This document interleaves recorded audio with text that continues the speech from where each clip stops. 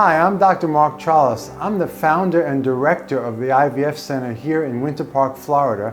I'm also the professor at the University of Central Florida College of Medicine. The goal is to connect, right? The qualifications are clear. You want them board certified.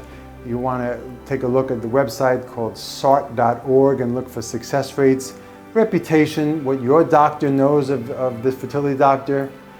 But the most important thing is the practice patient-centered, and that's what we are. It's all about you.